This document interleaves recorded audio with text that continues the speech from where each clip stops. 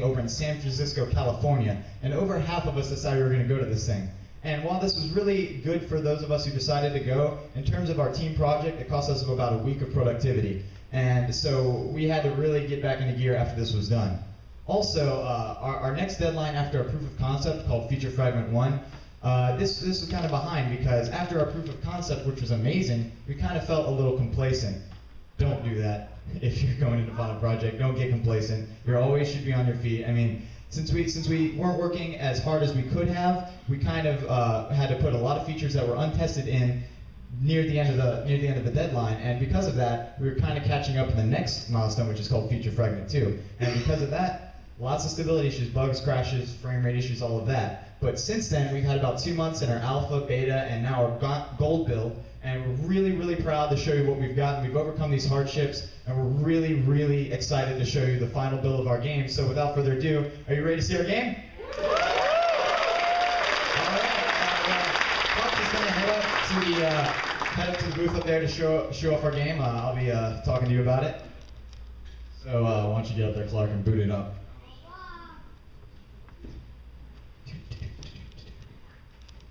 Yeah.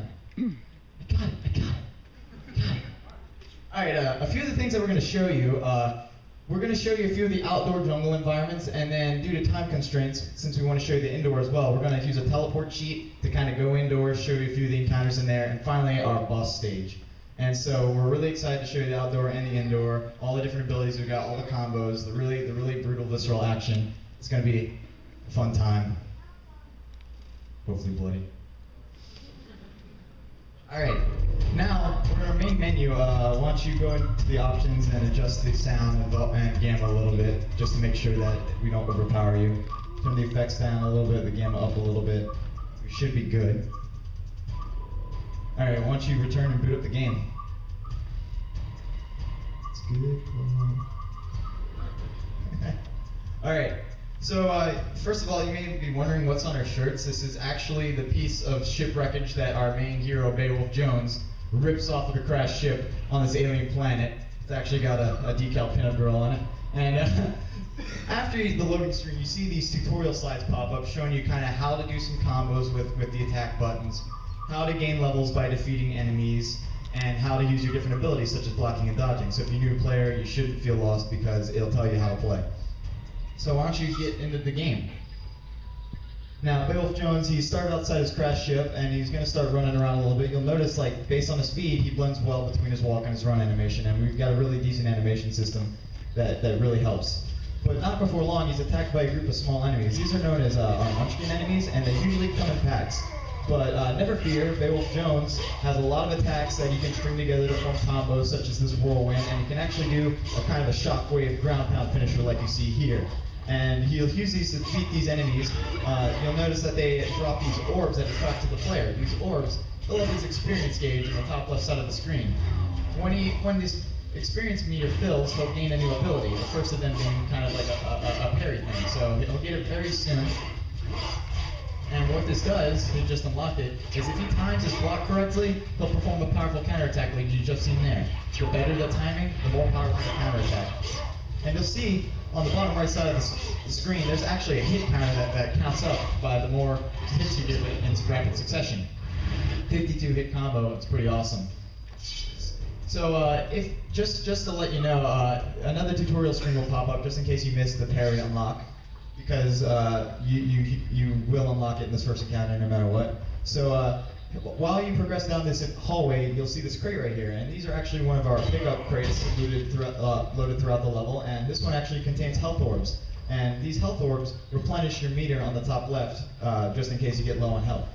And so, since we're out of the first encounter, the difficulty is going to slowly start to ramp up. So we're going to start using more and more advanced combos, such as kind of a Spartan kick, which is like a gravity blast from your boot, a spear attack like you see right here, and there's also kind of a curb stomp, instant kill kind of thing.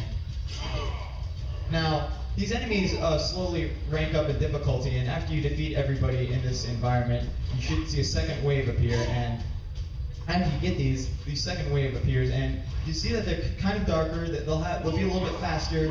They'll have more advanced attacks, like this projectile thing. It spits it at you. And these are known as our elite munchkins. And we do this to kind of rank up the difficulty, so it's not boring all the time. The player always has something new that's going to challenge him, things such as that nature. And you see right here the pretty brutal curb stop that we got right here. But back to these elite munchkins, we can really script them throughout the level to make more and more of them as the game progresses. And so that's enough of the jungle environment. Before we use the teleport to go into the medical bay in the interior compound, we're gonna use a little cheat code to unlock the other abilities, so he doesn't need to gain experience. The first ability that he unlocks right here is kind of his own projectile attack. He'll stick out his blaster and kind of shoot bursts of blue orbs. And the second one is going to be his berserk system that we'll see in a few seconds. And when he teleports to this medical bay, you'll notice that the reds, greens, and blues of this jungle is replaced by the browns, blacks, and grays, and kind of this indoor technological environment. That the ambience has been replaced with kind of beeps and boops. But not before long, he's engaged by lots and lots of enemies. This is actually farther into the game, and so the difficulty is going to be a lot higher than the first two encounters. I mean, we're gonna see our heavier brute enemies soon, and this brute enemy is going to be a lot heavier than these normal munchkins. He's going to want to really use his advantage of maneuverability to get around him, and so he should be spawning shortly. Beowulf is going to have to really dodge on him, and there he is. He's got a really powerful shockwave attack. He's going to want to stay back from him and then dodge into him when his attack is over. He's got to dart out, dart back in, get some hits in. Be careful. All right, there we go. So basically, that's kind of one of the attacks he does. He has a stun with his little stun gun that shoots rocks off on the ground, things such as that. And when he defeats him, you see a sweet custom kill animation right there. Special props to Caitlin right here for making sweet animations like that. And so as he breaks these crates, oh god, there's another brute.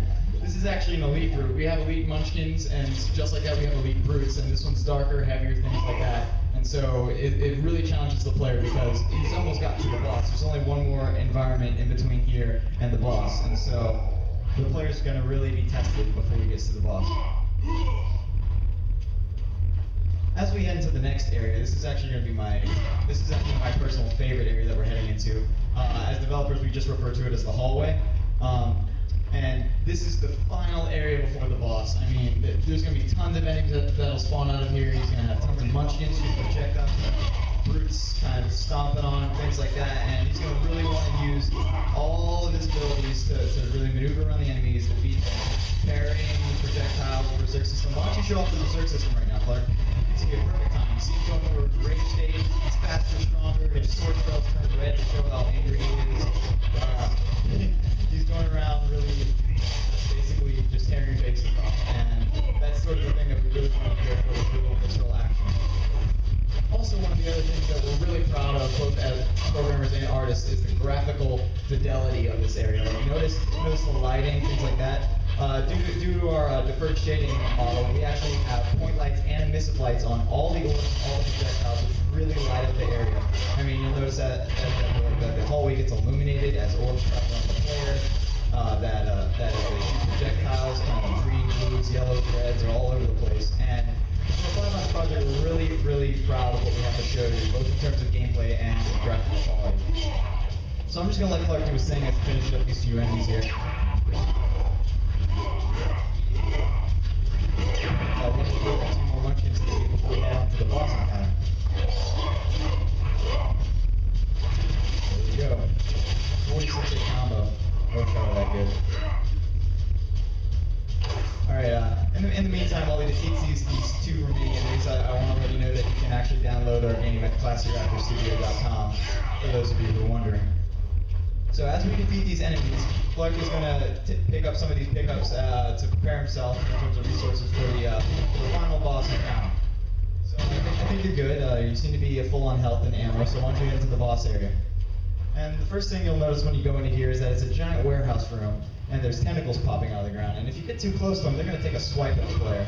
And so Beowulf doesn't really like that. I mean, if he gets too close to this one right here, it's actually going to shoot projectiles at him. So since you don't really like projectiles, let's take that one out. That really seemed to upset the alien worm queen. I mean, this is our final boss. It's gonna really try and take that.